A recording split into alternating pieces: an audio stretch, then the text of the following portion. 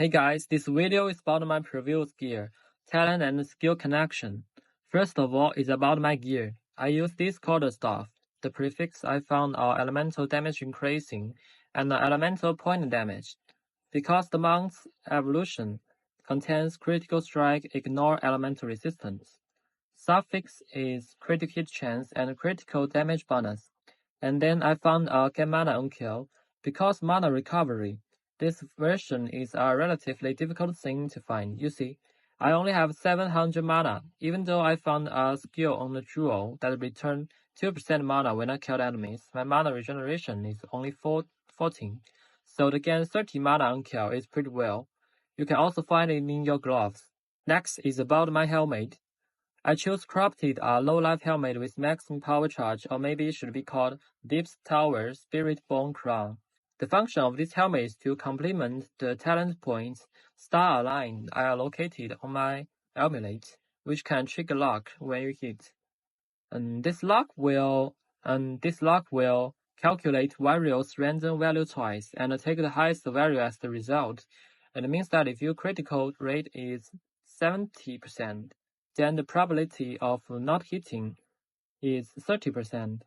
After 2 judgment, the probability of hitting at least once is 91%, which is much higher than the previous 70%, and your point damage will be rolled twice to take the highest value. That's the secret I can hit a lot of damage steadily. As for the armor, it is invention and shield armor. I suggest that the invention rating should be above 1200 and the shield should be above 480, so that when combined with the monk's talent, you can obtain 220 spirit. Besides Herald of Thunder, 30, cast on critical, 90, Wind Dancer, 30, cast on freeze, 60. You can also insert a precision into your skill slot, which need 10 spirits. And a higher shield is also beneficial to our survival. Then the rings. Because I'm quite lazy, I'm too lazy to change the skills. I found 2 unset rings, and the suffix is about elemental resistance and attributes. The prefix you can find elemental point damage and elemental damage increasing. These 2 rings are quite cheap because I bought these 2 rings rather casually. As for the gloves, because I found a few attributes for the 2 rings, so I have to find some intelligence on my glove. The points is to find critical strike damage bonus. For prefix, some points damage is okay. Next is about the belt. We chose Ingenuity build. When purchasing, we should pay attention not to buy a belt that increases the use of charm charge, as this may cause some of your charm not to be usable. Then for boots, look for boots with high shield and then find elemental resistance and movement speed.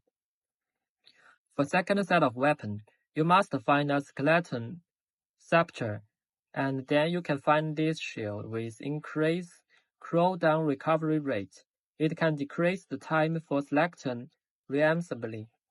Another option is to find a staff that increasing casting speed, which can speed up the release of your skills. Then next, let's take a look at the talent tree.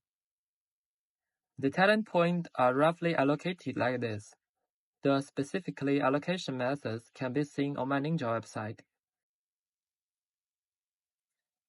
Then I will briefly explain why am I allocated this way. First of all, I've taken all the power charge and I found a Megalomaniac diamond, which allocated the last 4 power. It can save me 1, 2, 3, 4, 5, 5 passing points, so I can allocate this point to get this 1, 2, 3, 4, 5. It is about 75% energy shield. Besides, I use a from nothing diamond in this position.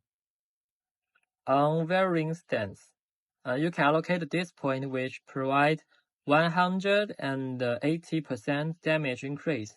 I also use a Prism Leaf Diamond. Add 3 level of Flicker Strike. It is not cheap now. In this god, I use a large time lost berry to get 6 rage on melee hits. You can also use Against the Darkness. It can cover these 5 points. This is my general skill combination. You can also see it on Ninja. It is worth noting that the sacrifice skill needs to be bound to the second set of weapon talent, like this, while the other spirit skills are bound to the first set of weapon talent, like this. This is everything I need to talk about in this video. In the following videos, I will detail the benefits of calculating the number of power charge and the expected damage brought by the luck. Thanks for your watching.